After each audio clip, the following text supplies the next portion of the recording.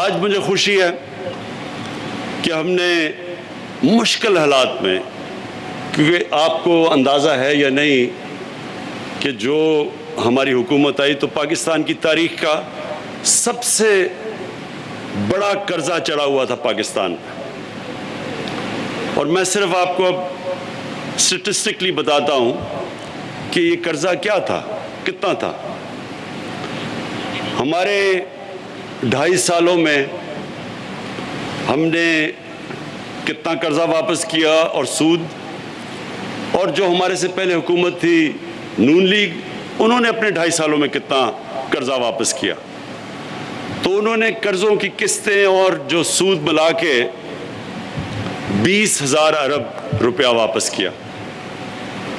ہم نے اپنے 2.5 سالوں میں 35,000 ارب روپیہ واپس کیا قرضوں کا. کہنے کا یہ کوئی یہ کوئی خوشی کی بات نہیں ہے، کیونکہ جب آپ 15,000 ارب روپیہ قرضہ اور اس کی قسطیں پچھلی حکومت سے زیادہ واپس کرتے ہیں تو صرف یہ سوچ لیں کہ وہ 15,000 ارب اگر ہم عوام پہ خرچ کر دیتے، سڑکوں پہ، اسکولوں پہ، ہسپتالوں پہ، نہریں بنانے پہ، اریگیشن سسٹم ٹھیک کرنے پہ، انفراسٹرکچر پہ، تو یہ ملک کہاں سے کہاں جا سکتا تھا 2.5 سالوں میں. لیکن بدقسمتی سے وہ پیسہ جو پہلے قرضوں کا پہاڑ چڑھا ہوا تھا اس کی قسطیں اور سود کے اوپر واپس ہمارا پیسہ چلا گیا. تو کیونکہ وہ اتنا زیادہ ہمیں قرضہ دینا تھا، ہمارے پاس اتنا پیسہ نہیں جو ہمیں لوگوں کے اوپر خرچ کرتے ہیں ہم. تو جو آج ہم نے 440 ارب کا جو پیکج بنایا، یہ بڑی مشکلوں سے ادھر ادھر سے پیسے کھینچ کے بنایا، لیکن انشاءاللہ اس کی پوری تیاری ہو چکی ہے. یعنی یہ جو پیکج ہے، یہ پہلے ہم نے پوری اس کی ساری تیاری کروائی، فیزیبلٹی سب تیار ہیں. تو انشاءاللہ یہ 1 مہینے کے اندر یہ پیکج زمین پہ آنا شروع ہو جائے گا اور اس کی آپ کو اثرات ملنے شروع ہو جائیں گے. مجھے جو خوشی ہے سب سے زیادہ، جو کہ ہم سکل ٹریننگ کر رہے ہیں نوجوانوں کی. دیکھیں، ہماری اتنی بڑی آبادی ہے، لیکن ہمیں اس آبادی کا فائدہ تب ہوگا، اور نوجوان آبادی ہے، 60% ہماری آبادی 30 سال کی عمر سے کم ہے. اب یہ اگر ہم ان کو ہنر سکھا سکیں، سکل ایجوکیشن دے سکیں، تو یہ آبادی سارا ہمارا اثاثہ بن جاتی ہے. اور اگر ہم نہیں دیں گے اور اسی طرح چلیں گے تو یہ بوجھ بن جائیں گے. تو ایک تو سکلز ایجوکیشن کے اوپر ہم نے بڑی رقم ایلوکیٹ کی ہے. اس کے بعد یہ جو ابھی میں نے چیک دیے ہیں، کامیاب جوان، ہنرمند جوان، یہ پوری کوشش ہے کہ نوجوانوں کو ہم اپنے پیر پہ کھڑا کریں. ان کی کوئی بزنس، ان کا کوئی آئیڈیا، اس کے پیسے دیں تاکہ وہ اپنی کوئی بزنس شروع کر سکے.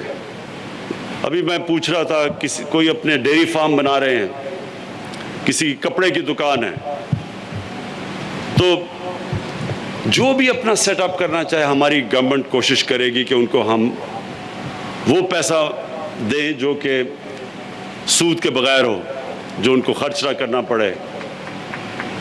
تو انشاءاللہ ایک تو ہم نے یوتھ کے اوپر پورا زور لگانا ہے، اور کھیلوں کی جو فیسلٹیز ہیں اس کے اوپر بھی پورا زور لگائیں گے. نوجوانوں کو یہ بھی بڑا، میں دیکھتا ہوں کہ سارے پاکستان میں کھیلوں کی گراؤنڈیں نہیں ہیں، تھوڑے سی کھیلوں کی گراؤنڈیں ہیں.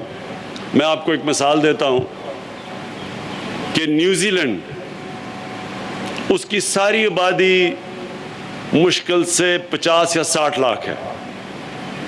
50 یا 60 لاکھ ساری نیوزی لینڈ کی آبادی ہے. پاکستان کی آبادی 22 کروڑ ہے. اس 50-60 لاکھ کی آبادی، وہاں زیادہ کھیلوں کی گراؤنڈیں بجائے ہمارے سارے 22 کروڑ لوگوں کی. تو جب لوگ کہتے ہیں کہ اتنی سی، ابھی ہماری ٹیم گئی تو ان سے ہار گئی، تو لوگوں نے کہا وہ تو اتنا جزیرے ہیں 2، ان سے کیسے ہار سکتے ہیں. دیکھیں جو جتنا مرضی ٹیلنٹ ہو، ٹیلنٹ کو گراؤنڈ چاہیے کھیلنے کے لیے. اگر گراؤنڈ ہی نہیں ہے وہ ٹیلنٹ کا کیا فائدہ یا آبادی کا کیا فائدہ. تو لہٰذا یہ بھی انفراسٹرکچر پہ سارے پاکستان پہ جو صوبے ہمارے نیچے ہیں.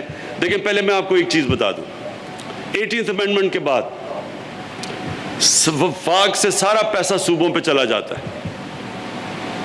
وفاق جب وہ صوبوں کو پیسہ دے دیتی ہے اور پھر وہ ڈیفنس کے اوپر بھی اور پھر سود بھی یہ جو قرضے لیے ان کو سود بھی اس کو دینا پڑتا ہے.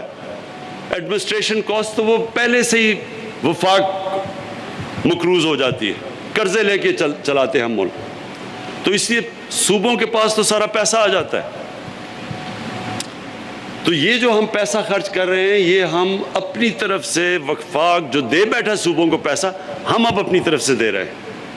یہ ہم اور جگہ سے پیسہ نکال کے کر رہے ہیں. تو اس لیے ذمہ داری صوبوں کی ہے، لیکن انشاءاللہ ہم اپنی پوری کوشش کریں گے کہ یہ جو بھی پیکیج ہے، اور یہ اس سے بہت بڑا فائدہ ہوگا سکر حیدرآباد موٹر وے کا، بہت بڑا سندھ کے لوگوں کو فائدہ ہوگا، پاکستان کے لوگوں کو بڑا فائدہ ہوگا. کیونکہ جتنی زیادہ ہمارا جو لاجسٹکس، ہماری جو کنیکٹیوٹی، ہمارے جو ڈسٹنسز، سڑکیں اچھی بنتی ہیں تو سارے پاکستان میں بزنس کرنا، تجارت کرنا، ایز آف ڈوئنگ بزنس وہ آسان ہو جاتا ہے. تو اس کا سارے ملک کو فائدہ ہے، لیکن خاص طور پہ آپ کے علاقے کو.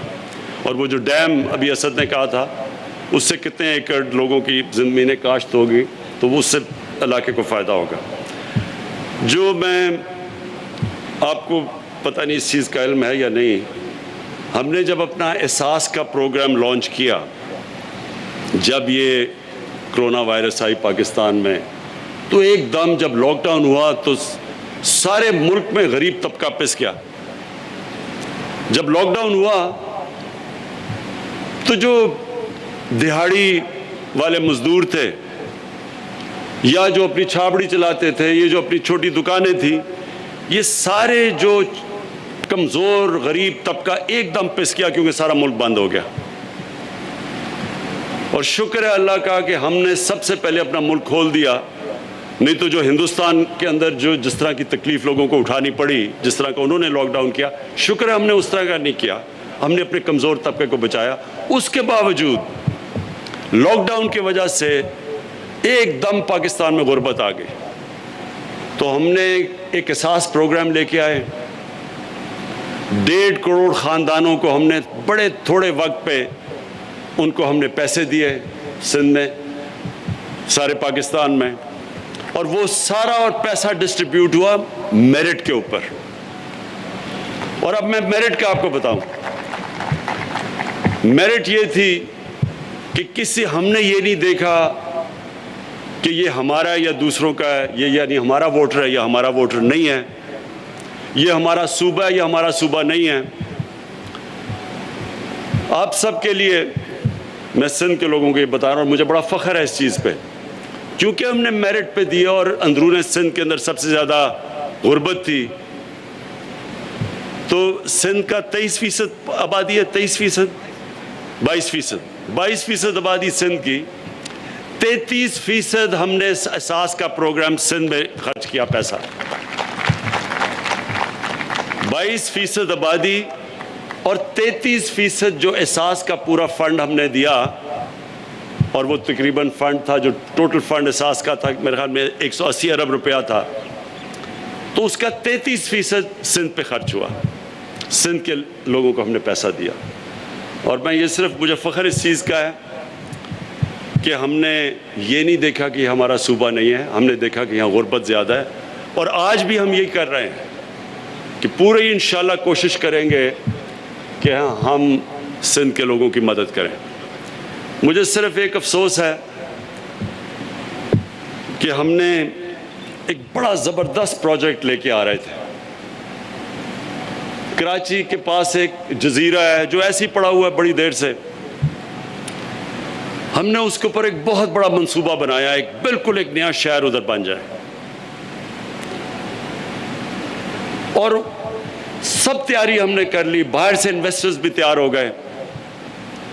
सिंध हुकूमत ने हमें नो ऑब्जेक्शन सर्टिफिकेट भी दे दिया, और उससे अरबों अरबों रुपए का सिंध के अंदर पैसा आना था, सिंध के लोगों को नौकरियां मिलनी थी, जो वेल्थ जनरेशन होनी थी, यानी जो एक पूरा शहर बनना, इसका मतलब जो रोजगार, जो खर्चा होना था वो सारा सिंध में होना था। सिंध हुकूमत को हमने ये भी कह दिया कि जो नफा भी होगा वो भी आप रखें, यानी जो भी वहां से अगर प्रॉफिट है वो भी सिंध हुकूमत रख ले, फायदा भी सिंध के लोगों को, नौकरियां भी, दौलत में इजाफा भी इधर। सिर्फ पाकिस्तान को क्या फायदा होना था, सारे पाकिस्तान को, कि क्योंकि बाहर से इन्वेस्टमेंट आ रही थी तो कम से कम हम अंदाजा लगा रहे थे $40 बाहर से आना था जो कि इन्वेस्ट होना था उधर। तो सिर्फ गवर्नमेंट को तो फॉरेन एक्सचेंज रिजर्व्स में इजाफा होना था, वो भी सारे पाकिस्तान का फायदा, क्योंकि जैसे जैसे फॉरेन एक्सचेंज रिजर्व्स हमारे बढ़ रहे हैं तो रुपया भी मजबूत हो रहा है। जब रुपया मजबूत होता है तो आपने देखा होगा कि कल डीजल और पेट्रोल की कीमत नीचे आ गई है क्योंकि हमारा रुपया मजबूत हो गया। तो इसका सारे मुल्क पे असर पड़ता है जब एक रुपया मजबूत हो। तो इससे सिर्फ हमें यह फायदा होना था कि फॉरेन एक्सचेंज रिजर्व्स आ जाने थे, जिससे हमारा रुपया मजबूत हो जाना था। लेकिन मुझे अभी तक नहीं समझ आई कि सिंध की हुकूमत